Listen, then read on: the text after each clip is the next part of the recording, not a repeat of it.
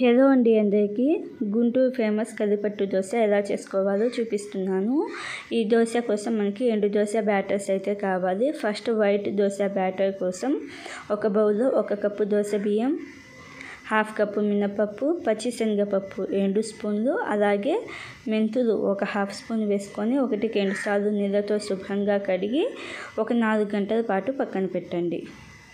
4 గంటల తర్వాత 1/2 కప్పు అటుకులను ఒకసారి నీళ్ళతో శుభ్రంగా కడిగి మళ్ళీ నీళ్లు పోసుకొని ఒక 5 నిమిషాల పాటు పక్కన పెట్టండి.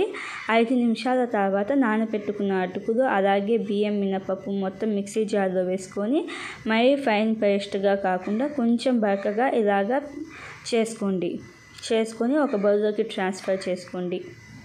ఇలాగా ఈ దోశ బ్యాటర్ అనేది ఇప్పుడు పక్కన పెట్టేసేయండి. ఈ దోశ బ్యాటర్ పక్కన పెట్టిన తర్వాత ఒక బౌల్లో పెసరపప్పు 1/2 కప్పు, అలాగే బియ్యం 2 స్పూన్లు, పచ్చిశనగపప్పు 1 స్పూన్ వేసుకొని 1-2 సార్లు నీళ్ళతో శుభ్రంగా కడిగి వైట్ దోశ బ్యాటర్ ఫెర్మెంటేషన్ అవుతుంది. అలాగే ఇది కూడా పక్కన పెట్టేసేయండి నైట్ అంతా. నెక్స్ట్ డే మార్నింగ్కి నానబెట్టుకున్న పెసరపప్పును మిక్సీ జార్లో వేసుకొని కొంచెం వాటర్ వేసుకొని ఫైన్ పేస్ట్గా చేసుకోవాలి.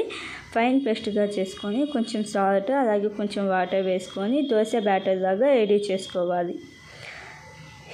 ఈ వైట్ దోశ బ్యాటర్లో కూడా ఇంకొంచెం సాల్ట్ అలాగే మీ టేస్ట్ తగినంత సాల్ట్ కొంచెం వాటర్ వేసుకొని ఒక 2 నిమిషాల పాటు బాగా కలుపుకుంటే మనకి వైట్ దోశ బ్యాటర్ అనేది రెడీ అవుతుంది.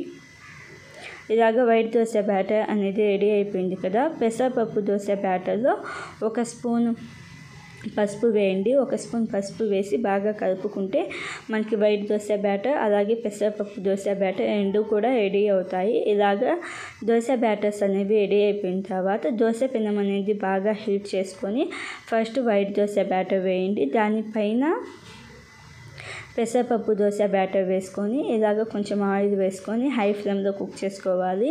చాలా టేస్టీగా ఉంటాయి. ఒకసారి ట్రై చేయండి.